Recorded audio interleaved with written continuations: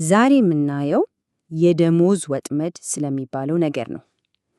ይሄ እንግዲህ ብዙ ሰዎችን ሳያውቁት በገንዘብ ችግር ውስጥ የሚያስገባ አንድ ስዊር ስርዓት ነው።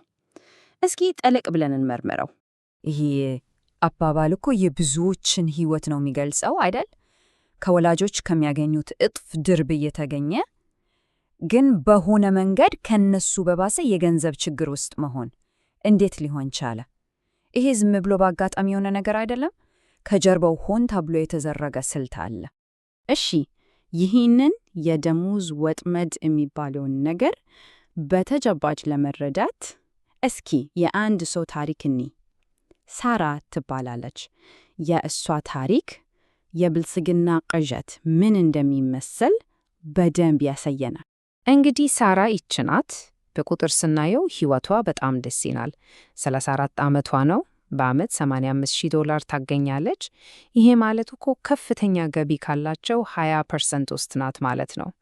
ግን የሚገርመው የውስጧ ስሜት ምንጊዜም የከሰረች ነው ይመስላት። ታዲያ ገንዘቧ ወዴት የሄደ ነው? እስኪኒ በየ2 ሳምንቱ $2,458 አካባቢ ታገኛለች። ግን ተመልከቱ፣ ከዚህ ገንዘብ ውስጥ ግማሽ የሚሆነው እኮ ለቤት ኪራይ ብቻ ነው የሚሄደው። ከዛ ለመኪናና ነዳጅ፣ ለምግብ፣ ለተለያዩ ክፍያት ሲወጣ መጨረሻ ላይ የሚቀራት እዚህ ግባ የሚባል ነገር የለም። እና ከነዚህ ሁሉ ወጪዎች በኋላ ለቀጣዮቹ 2 ሳምንታት ሙሉ የሚቀራት ስንመሰላችሁ $48። አዎ በትክክል ነው የሰማችሁት፣ $48 ብቻ። ወጥመዱ ማለት ይሄ ነው። እዚህ ጋ ነው በደንብ የሚታየው። ይሄ ሁኔታ የገንዘብ መበታተን ይባላል። የስርዓቱ የመጀመሪያው መሳሪያም ይሄው ነው። አስቡት እስኪ፣ ደሞዙ በአንድ ጊዜ ገባ ይላል፣ ግን ወጪው በትንሽ በትንሹ የየቀኑ ይወጣል። ለዛ ነው ሳራ ደሃ ነኝ ብላ የማታስበው። መኪና አላት፣ የምትኖርበት ቤት አላት። በቃ ስርዓቱ የሚፈልገው ይሄንን ነው። ሀብታም እንዳንሆን ግን በቂ ምቾት እንዲኖረን ያደርጋል። እሺ፣ አሁን ደግሞ ወደሚቀጥለው የስርዓቱ መሳሪያ እንሂድ። ደግሞ የአኗኗር ዘይቤ ግሽበት ይባላል። ይሄ ነው እንግዲህ አንድ ቦታ ላይ ተቸንክረን እንድንቀርም ያደርገን። የሚገርመው ነገር እኮ ስርዓቱ ምንም ነገር አያስገድድም። ይህን ግዛ ወይም እዚህ ኑር አይልም። አማራጩን ብቻ ነው የሚያቀርበው። ቀሪውን ስራ የሚሰራው የራሳችን ስነ ልቦና ነው። የተሻለ መኪና፣ ትልቅ ቤት፣ እነዚህን ነገሮች ስናይ እንደ እድገት ነው የምንቆጥራቸው። ግን እውነቱ በገዛ እጃችን ወደ ወጥመዱ እየገባን መሆኑ ነው። እስኪ ደግሞ የዳዊትን ታሪክ እኔ ዳዊት ስራ ሲጀምር $60,000 ነበረ ደሞዙ። ወዲያው አዲስ አፓርታማና መኪና ገዛ። ጭንቀቱ ግን ከፍተኛ ነበር። ከዛ ደሞዙ ወደ $90,000 አደገ። ምን አደረገ? የተሻለ ቤትና የተሻለ መኪና ገዛ። ጭንቀቱስ አሁንም ከፍተኛ ነው። ከዛም እድገት አግኝቶ $110,000 ሲደርስ የቤት ብድር፣ ለልጆች የጥርስ ሕክምና፣ ሌላ አዲስ መኪና። ጭንቀቱ ግን እዛው ነው፣ ምንም አልቀነሰም። እና ከዚህ ምን እንረዳለን? የደሞዝ ጭማሪ ማለት ሀብት መገንባት ማለት እንዳልሆነ። ኖ አይደለም።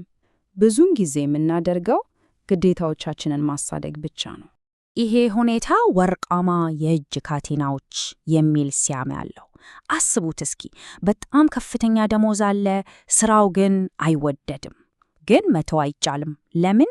ምክንያቱም መላው የአኗኗር ዘይቤ የተመሰረተው በዛ ደሞዝ ላይ ነው። በቃ ነፃነትን የሚነጥቅ ውጥመድ ነው ማለት ነው። እሺ፣ እስካሁን ያየነው ነገር ምቹ እስር ቤት ልንለው እንችላለን።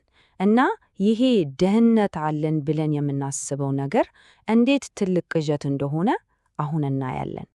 አሁን የምታዩት ቁጥር በጣም አስደንጋጭ ነው። አስቡት፣ ከፍተኛ ገቢ ካላቸው ባለሙያዎች ውስጥ ከ60% በላይ የሚሆኑት ደሞዛቸው ለአንድ ወር ብቻ ቢቋረጥ ኑሯቸውን መቀጠል አይችሉም። 60%! ይሄ ድህነት ነው አይደለም። ይሄ የሚያሳየው ምን ያህል አደገኛና ስስ ሁኔታ ላይ እንዳሉ ነው። እዚህ ጋ ነው እንግዲህ የትንታኔው ዋና ነጥብ ያለው። ደሞዝ የተዘጋጀው ሀብታም ሊያደርግ አይደለም።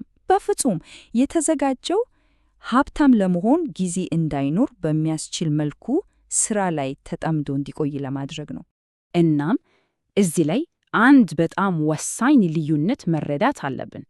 ገቢ እና ሀብት በፍጹም አንድ አይነት ነገር አይደሉም። ገቢ ምንድን ነው? ገቢ በየወሩ የሚገባ ጊዜያዊ ነገር ነው፣ መሳሪያ ነው። ሀብት ግን ዘላቂ ነገር ነው፣ ከወጪ ቀርቶ የሚቀመጠው ነው። እውነተኛው ግብ እሱ ነው። እውነተኛ ነፃነት የሚገኘው ከየት ነው? ከደሞዙም መጠን አይደለም።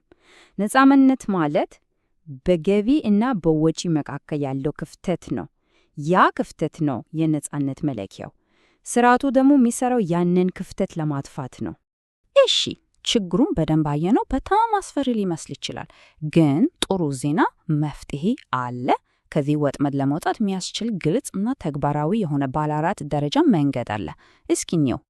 እንግዲህ ወደ ነፃነት የሚወስዱት 4ቱ ደረጃዎች እነዚህ ናቸው። የመጀመሪያው ገቢና ሀብት የተለያዩ ነገሮች መሆናቸውን መረዳት ነው። መሳሪያውን ከግብ ጋር ማደባለቅ ማቆም አለብን።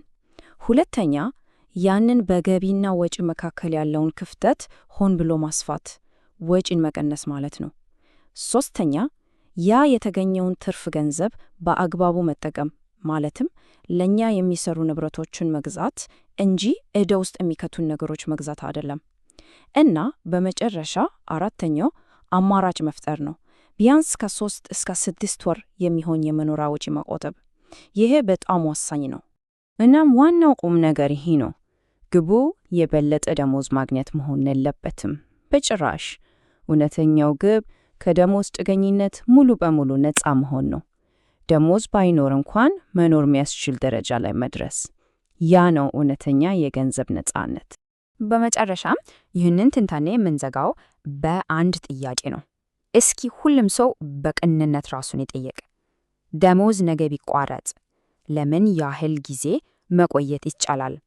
ለዚህ ጥያቄ የሚገኘው መልስ የዛሬው ትንታኔ ምን ያህል ወሳኝ እንደሆነ በግልጽ ያሳያል።